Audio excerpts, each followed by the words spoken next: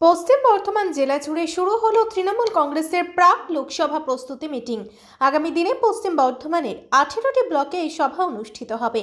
আজ মঙ্গলবার বান্ডবেশ্বর বিধানসভা দুর্গাপুর ফরিদপুর ব্লকের সকল পঞ্চায়েত সদস্য, জেলা পরিষদের সদস্য এবং পঞ্চায়েত সমিতির সদস্য, অঞ্চল সভাপতিদের নিয়ে সাংগঠনিক মিটিংটি অনুষ্ঠিত হয় লাউদোহা সৃষ্টি কমিউনিটি হলে। উক্ত সময়ে উপস্থিত ছিলেন পশ্চিম বর্ধমান জেলা তৃণমূল কংগ্রেস সভাপতি নরেন্দ্রনাথ চক্রবর্তী, দুর্গাপুর ফরিদপুর ব্লক সভাপতি সুজিত মুখার্জি সহ অন্যান্য ব্লক তৃণমূল কংগ্রেস। জেলা সভাপতি তথা বিধায়ক নরেন্দ্রনাথ চক্রবর্তী বলেন, 2024 লোকসভা নির্বাচন সাধারণ মানুষের অস্তিত্বের লড়াই। বিজেপি সরকার সাধারণ মানুষের অস্তিত্ব সংকটাপন্ন করে তুলেছে, তাই আগামী নির্বাচনে কঠিন লড়াই, আর এই লড়াই সকল তৃণমূল কংগ্রেস নেতৃত্ব একত্রে মাঠে নেমে লড়াই করতে হবে। এই সাংগঠনিক সভাগুলি পশ্চিম বর্ধমান জেলার 18টি ব্লকে, প্রতিটি ব্লকে অনুষ্ঠিত হবে আগামী দিনে, এবং পশ্চিম বর্ধমান জেলার প্রতিটি ব্লকের সংগঠন আরো চাঙ্গা করে তুলতে হবে। তো আপনাদেরকে কিন্তু কম্বল বিলটা খুব ভালোভাবে করতে হবে, মানুষের কাছে পৌঁছে যেতে হবে। আপনারা দেখছেন, আমরা দেখছি বিজেপি মাঝে মাঝে করছি, মাঝিপাড়ায় আসছে 50টা কম্বল নিয়ে জিন্দাবাদ জিন্দাবাদ খুব করছে, নিয়ে একটা করে কম্বল উড়ে দিয়ে ছবি তুলে নিয়ে বেরিয়ে গেল। তা আমাদের তো ছবি নিশ্চয়ই তুলবেন, কিন্তু আমাদের মানুষের কাছে পৌঁছে যেতে হবে। মমতা বন্দ্যোপাধ্যায় কেন জিতে প্রতিবার? এত লড়াই, এত টাকা পয়সা খরচা করে কেন জিতে? কারণ ম্যান টু ম্যান কন্ট্রাক্ট রাখতে হবে। আপনারা দেখেছেন 2021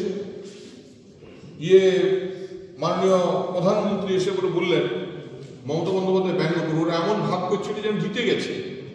দিদি, ও দিদি, মনে আছে?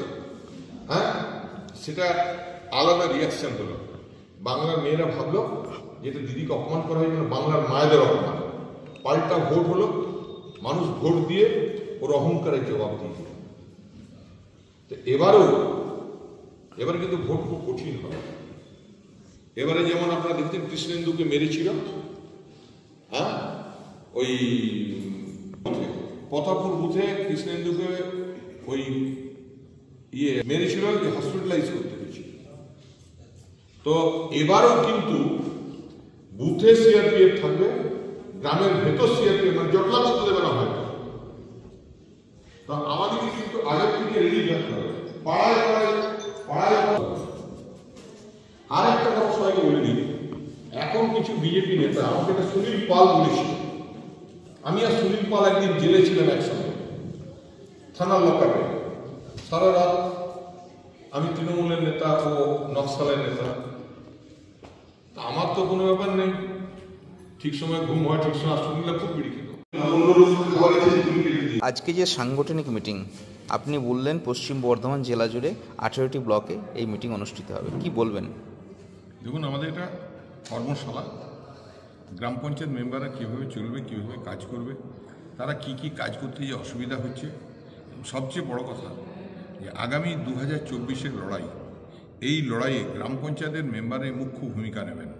তারা বুথে বুথে মানুষকে যে পরিষেবা দেন, মানুষের পাশে থাকেন, এটাকে কাজে লাগিয়ে বুথের মানুষদেরকে সঙ্গে নিয়ে আগামী 2024-এর ভোটে যাওয়ার লক্ষ্য আমাদের।